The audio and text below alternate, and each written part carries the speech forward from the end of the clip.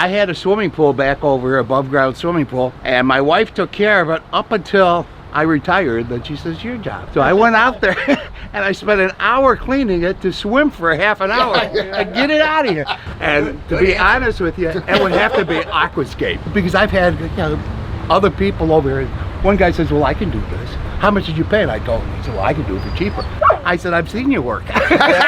Look at the size of that hibiscus. I mean, that is just gigantic and just gorgeous. I mean, everything is so pristine.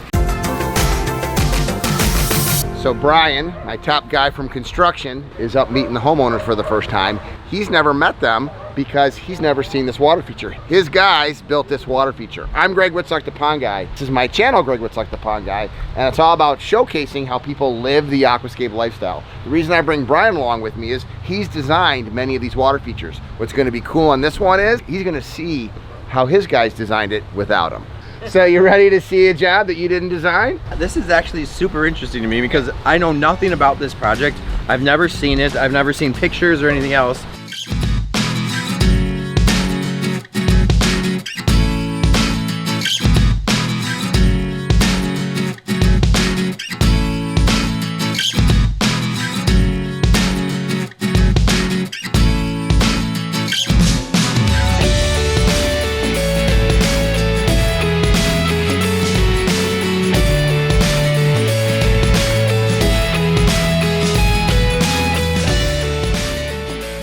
What do you think? First take. I can see the challenges. So the yard slopes heavily away. Yep. A massive retaining wall had to go in, Yep. which I'm guessing got overlooked the first time. Oh. Because I vaguely remember Chris talking about how they were out here an extra day to bring in the fill, to bring in all the extra rock, to get a waterfall of that height. And the reason that they did it is you want the water facing towards the house instead of going away. Was genius is the addition of the bowl. Because look at the height that waterfall gives you. It's higher than the whole waterfall. Yeah. And no, it's on the high side. The thing with a waterfall is whatever height that waterfall sits at, the dirt has to come that high. Yes. Right?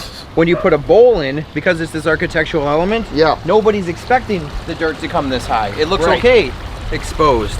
How you doing? I'm the Pond Guy, Greg. Oh, you are? Yes. How are you? How you doing, sir? So when did the guys do this? About, what, 3 years ago? Oh, I think. okay. Yeah. Okay. It was one of Chris's first jobs. So how did you end up deciding to go with an aquascape water feature? And I saw an ad that you guys were giving away a free kit for a $10,000 one. So your husband said this was his idea because he didn't want to have to clean the pool anymore. I didn't realize how much work she did cleaning it for my half an hour in it. One of the reasons that we're doing these vlogs is we want to showcase to people, you know, the easiness. People don't have any idea what the maintenance is like. Compare and contrast the maintenance with this water feature versus the swimming pool that you ended up taking. Nothing. Well, that's kind of... And what's nice about you guys is that we call up and have them clean it out in the spring. That's called living the retired life. Nothing. Something you guys can shoot for. We do a once a year clean out, get it started up for the year, then it goes through the year. Right. So what do you think of the water feature? I like it. There has not been one person that came over and said, it's okay. Yeah. Or probably one person that's come over here that's not mentioned it. Because this is the whole thing is, what else could you put in your yard that everybody's going to actually make a comment about? Because they're not used to seeing them, which is exactly why we're vlogging. We want more people to learn what living the aquascape lifestyle is. What do you enjoy about the water? Sitting, talking, having our coffee in the morning is really nice. Yes. The lights at night are really nice. It just And adds I even like more. to diddle in the garden. It makes it more fun.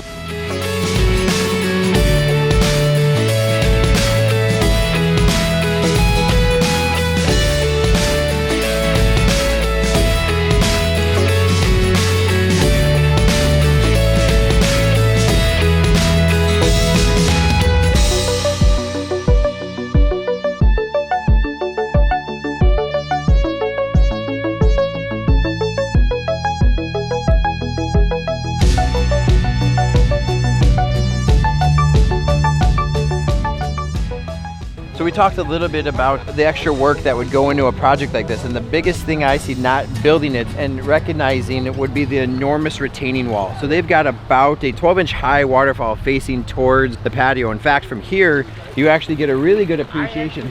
If you can see the height of the patio over here and the height of the waterfall on the other side, it might actually be close to the same height, right? But they dropped that water level down.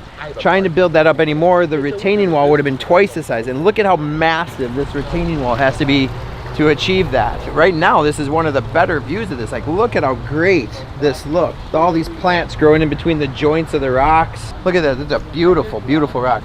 There's twice the amount of stone in this retaining wall that there's actually in the stream. But if you didn't know that you needed to do this, you could really lose your shirt on bidding out the project. I would say there's probably about 11 tons of this weathered limestone in this retaining wall, which is probably twice the amount of stone that's in the actual water feature itself.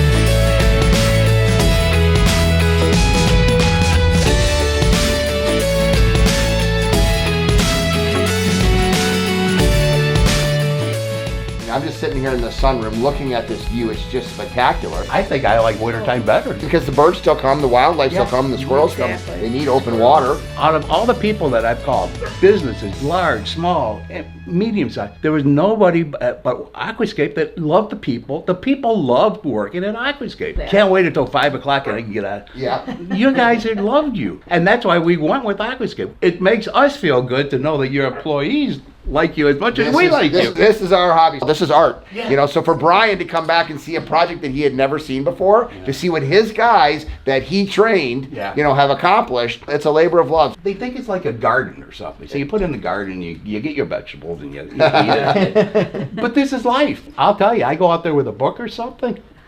That's what retirement should be right there. This is a project that we did about 7-8 years ago. It sure feels that way. Wait till you check out this beautiful water feature. Oh my gosh, like look at how different it looks. So awesome. I love the planting. Holy cow.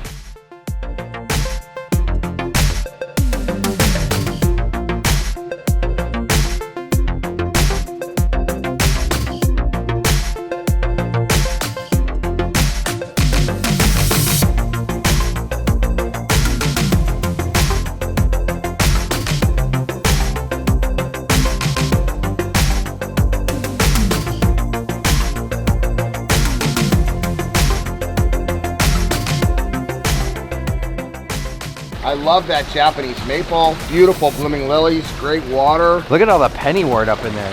Yes. This is a gardener's dream right here. Here's what I love most about this. This is a aquascaped backyard, same size slot over here. How boring is that? Traditional backyard and aquascape backyard.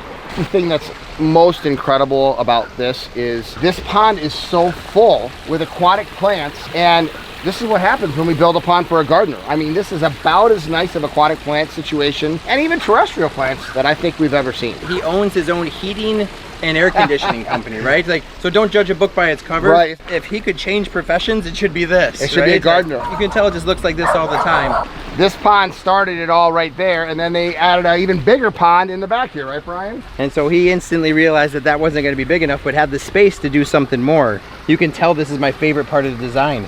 That you have no idea as you come down that pathway and up those stairs that all of this is still back Well, here. you don't even have the idea from the house. Yeah. I mean, our cameraman was like, wait, there's more? Yes, there's more. It's an incredible backyard.